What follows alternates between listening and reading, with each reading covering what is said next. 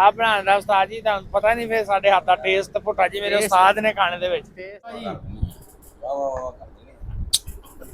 Awesome ਪੁੱਤਰ ਮਜ਼ਾ ਆ ਗਿਆ ਅੱਜ ਫਿਰ ਅਸੀਂ ਆਏ ਆ ਬਾਬਾ ਜੀ ਦੇ ਡੇਰੇ ਤੇ। ਬਾਬਾ ਜੀ ਕਿੱਧਰ ਅੱਜ ਚੱਲੇ ਜੀ ਸਰਪ੍ਰਾਈਜ਼ ਆ ਵਿਊਅਰਸ ਵਾਸਤੇ। ਓਕੇ ਚਲੋ ਤੁਹਾਨੂੰ ਇੱਕ ਹੋਰ ਸ਼ੌਕ ਵਿਖਾਈਏ ਆਪਣਾ।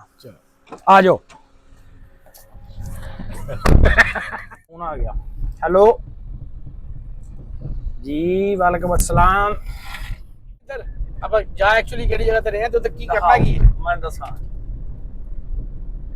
ਇਹ ਭਾਈਜਾਨ ਸਾਡੇ ਦੋਸਤ ਨੇ ਆਸਫ ਖਾਦਮ ਭੁੱਟਾ ਸਾਹਿਬ ਸ਼ਹਿਰ ਦੀ ਇੱਕ ਮਸ਼ਹੂਰ ਸ਼ਖਸੀਅਤ ਨੇ ਜਨਾਬ ਤੇ ਇਹਨਾਂ ਦੇ ਫਾਰਮ ਤੇ ਅੱਜ ਆਪਾਂ ਚੱਲੇ ਆ ਤੁਹਾਨੂੰ ਉਧਰ ਇਹਨਾਂ ਦਾ ਸ਼ੌਕ ਸ਼ਿਕਾਰ ਉਹ ਖਾਣੇ ਤੇ ਬਾਕੀ ਸਾਡੇ ਨਾਲ ਰਹੀਓ ਇਨਸ਼ਾਅੱਲਾ ਜੀ। ਭਾਈਜਾਨ ਆਸਫ ਭਾਈ ਦੇ ਫਾਰਮ ਤੇ ਆ ਗਏ ਆ ਅਸੀਂ। ਵਸੀਮ ਸਾਹਿਬ ਤੇ ਡਾਕਟਰ ਮੁਬਸ਼ਰ ਸਾਹਿਬ ਆਪਣੇ ਨਾਲ ਨੇ। ਇਹ ਆਪਾਂ ਨੂੰ ਦੱਸਦੇ ਹੁਣ ਆਪਾਂ ਕਰਨਾ ਕੀ ਆ। ਵਸੀਮ ਭਾਈ ਕੀ ਲਾਣ ਲੱਗੇ ਹੋਣੇ ਸਰ ਜੀ? ਰੈਲ ਗਰੋ। ਇਹਦਾ ਕੀ ਇਫੈਕਟ ਕੀ ਹੁੰਦਾ ਜਾਨਵਰਾਂ ਤੇ? ਸਰ ਜੀ ਗਰੋਥ ਵਧਦੀ। ਗਰੋਥ ਵੱਧ ਜਾਏਗੀ ਜੀ। ਇਹ ਲਾਓ ਜ਼ਰਾ। ਇਹ ਸਭ ਘੱਟ ਹੁੰਦਾ ਹੀ ਹੈ ਸਰ ਜੀ।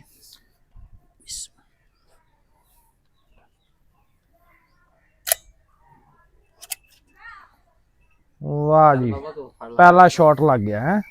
ਫੜ ਕੇ ਰੱਖਣਾ ਡਾਕਟਰ ਬੰਨੇ ਬਾਅਦ ਛੱਡ ਦੇ।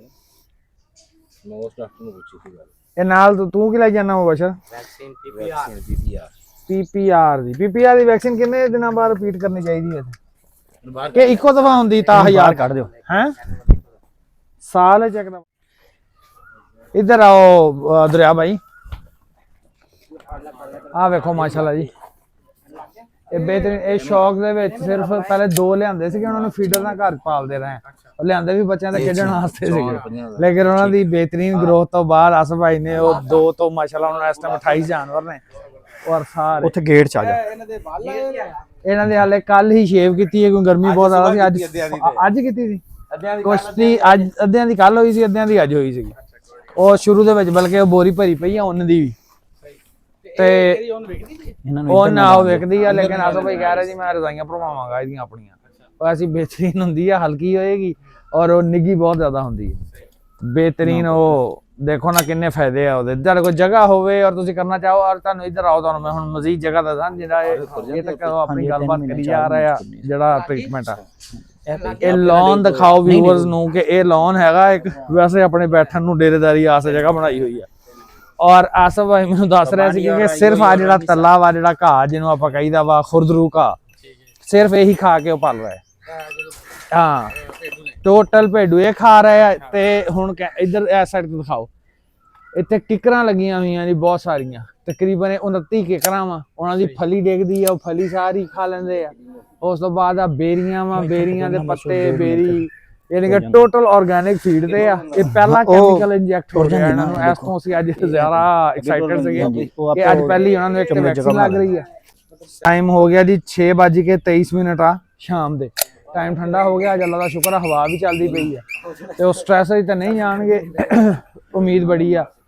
ਬਾਕੀ ਜਿਹੜਾ ਹੈ ਇਹਦੇ ਨਾਲ ਇਹਨਾਂ ਦੀ ਗਰੋਥ ਬਹੁਤ ਜ਼ਿਆਦਾ ਵੱਧ ਜਾਏਗੀ। ਇਨਟੇਕ ਵੱਧ ਜਾਏਗਾ। ਛੋਟੇ ਜਾਨਵਰ ਦੇ ਵਿੱਚ ਜਿਹੜਾ ਵੈਲ ਗਰੋਥ ਦਾ ਇਫੈਕਟ ਹੈ ਨਾ ਉਹ 150 ਤੋਂ 300 ਗ੍ਰਾਮ ਤੱਕ ਆ। ਯਾਨੀ ਕਿ ਵੀ ਸ਼ੁਰੂ ਕੀਤਾ ਵਾ ਰਿੰਗਰ ਆਫਟਰ 7 ਡੇਜ਼ ਇੱਕ ਵੀ ਜਾਨਵਰ ਜਿਹੜਾ ਹੈਗਾ ਸਰ ਜੀ ਇਨਸ਼ਾਅੱਲਾ 150 ਗ੍ਰਾਮ ਤੋਂ ਲੈ ਕੇ 300 ਗ੍ਰਾਮ ਤੱਕ ਜਿਹੜਾ ਛੋਟਾ ਜਾਨਵਰ ਆ। ਵੱਡੇ ਜਾਨਵਰ ਦੇ ਦਿਲ ਬਹੁਤ 30 mg ਉਹ ਜਿਹੜਾ ਵਜ਼ਨ ਹੈਗਾ ਜੀ ਉਹ ਵਧਾਏਗਾ ਤਕਰੀਬਨ 700 ਤੋਂ ਲੈ ਕੇ 1300 ਗ੍ਰਾਮ ਤੱਕ। ਬਹੁਤ ਜ਼ਬਰਦਸਤ ਜੀ। ਹਾਂਜੀ ਇਹ ਅਸਲ ਦੇ ਵਿੱਚ ਮੈਂ ਵਸੀਮ ਭਾਈ ਇਹ ਹਾਰਮੋਨਸ ਨੇ ਹੁੰਦੇ ਆ ਜੀ? ਹਾਰਮੋਨ ਇਹ ਹਾਰਮੋਨਸ ਹੁੰਦੇ ਜੀ।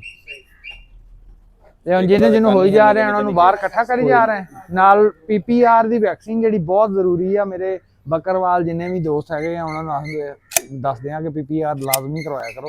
ਸਾਲ 'ਚ ਇੱਕ ਦਫਾ ਲੱਗੇਗੀ ਔਰ ਅੱਛੀ ਲੈਣੀ ਆ। ਉਸੇ ਟਾਈਮ ਵੈਲ ਖੋਲੋ ਔਰ ਉਹ ਆਪਣੇ ਜਾਨਵਰ ਨੂੰ ਇੰਜੈਕਟ ਕਰਾਓ ਕਿਉਂਕਿ ਉਹਦਾ ਬਹੁਤ ਜ਼ਿਆਦਾ ਇਫੈਕਟ ਹੈਗਾ ਵਾ। ਜਦੋਂ ਜਾਨਵਰ ਦਾਇਆ ਹੁੰਦਾ ਨਾ ਜਦੋਂ ਤੁਹਾਡਾ ਪੂਰਾ ਹਾਰਟ ਡਿਸਟਰਬ ਹੋਏਗਾ ਹਮੇਸ਼ਾ ਪੀਪੀਆਰ ਦੀ ਵਜ੍ਹਾ ਤੋਂ ਹੋਏਗਾ।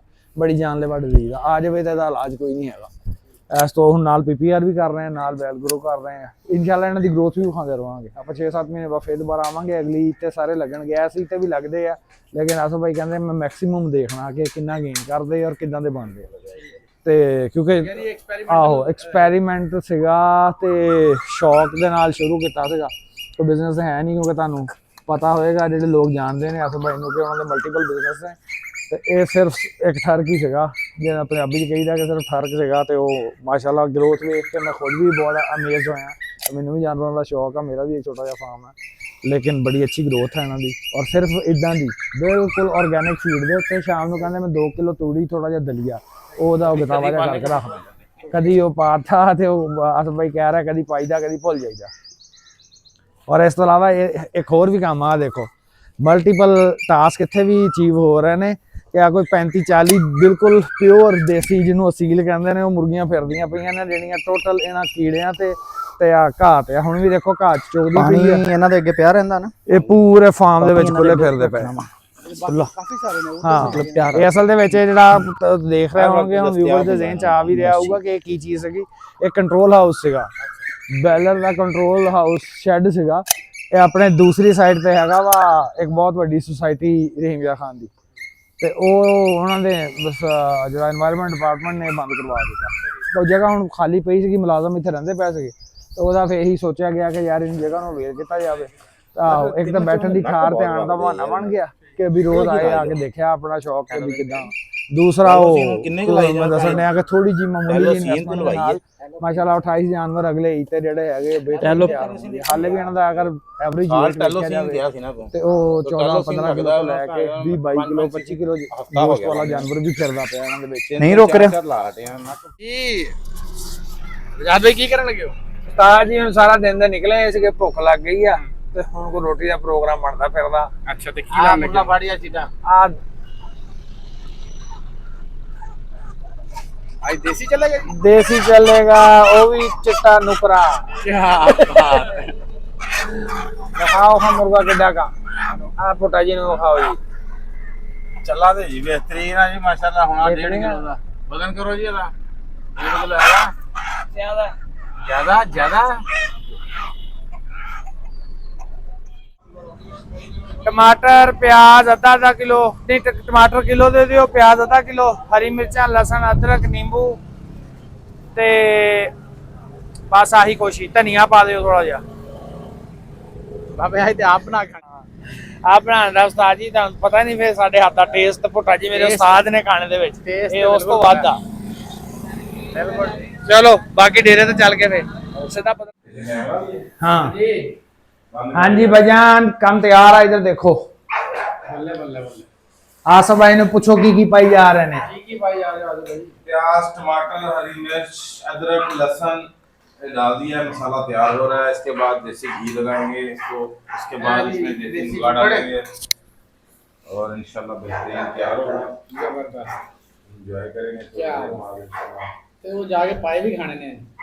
आओ दूसरी दावत फिर हाले पावे। 10:30 ਵਜੇ ਸਟਾर्ट। वो आपने खानी है मेरे भाई, आपने खानी है तो अभी भी जा सकते हैं। नहीं नहीं हम आपके खलूस को टकराएंगे नहीं, हम इंशाल्लाह खा के जाएंगे। मिलते हैं जी भाईजान। फाइनल लुक देखो खाने दी माशाल्लाह। आसफ भाई दी मुहब्बतां नाल लस्सी। ਆਸਫ ਭਾਈ ਕੀ ਬਾਤ ਹੈ। ਤੇ ਜਿਹੜਾ ਤੁਸੀਂ ਸ਼ਰਬਤ ਲਾਇਆ ਨਾ ਕੱਚੀ ਇਮਲੀ ਦਾ, हाय हाय हाय ਐਸਾ ਕੂਲਰ ਲਾਇਆ ਅੰਦਰ। वो तो उस्ताद जी टॉनिक सी टॉनिक। ਟੌਨਿਕ ਸੀ ਕਿ ਨਹੀਂ? हाँ ਚਸ ਕਰਾ ਦਿੱਤੀ ਹੈ इन्नी हालांकि गर्मी सी अज लेकिन बर्फा लग गई बेहतरीन। ਤੇ ਕੱਚੀ ਇਮਲੀ ਦਾ ਜਿਹੜਾ ਮਜ਼ੇਦਾਰ ਇਸਾ ਸ਼ਰਬਤ ਉਹਦੇ ਬਾਅਦ ਹੁਣ ਰੋਟੀ ਦਿਓ ਕੋ ਚੈੱਕ ਕਰਕੇ ਵੀ ਦਸੀਏ ਦੇਸੀ ਮੁਰਗਾ ਹਾਂ ਦੱਸੋ। ਦਿਓ ਜੀ ਬਿਸਮਿल्लाह ਦੀ ਬਰਕਤ। डॉक्टर साहब ਅੱਜ ਮੈਂ ਲੱਗੀ ਆ ਦੇਸੀ ਕੁੱਕੜ ਪਕਾਉਣ। ਅਸਲ ਡਾਕਟਰ ਸਾਹਿਬ ਦੇ ਇਲਾਜ ਦੇ ਡਾਕਟਰ ਸਾਹਿਬ ਨੇ ਅੱਜ ਕਿਉਂ ਜੀ ਡਾਕਟਰ ਸਾਹਿਬ ਨੇ ਅੱਜ ਕੀ ਕੀਤਾ? ਬਿਮਾਰ ਦਾ ਸਰ ਕੀਤਾ ਵੈਕਸੀਨੇਸ਼ਨ ਵਾਲਾ ਤੇ ਦੇਸੀ ਕੁੱਕੜ ਉਹਨਾਂ ਦੀ ਭੁੱਖ ਵਿੱਚ। ਹਾਂਜੀ ਬਾਬਾ ਜੀ।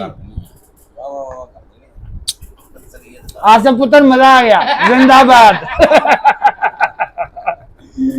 ओके बहुत शुक्रिया, थैंक यू। Allah Hafiz.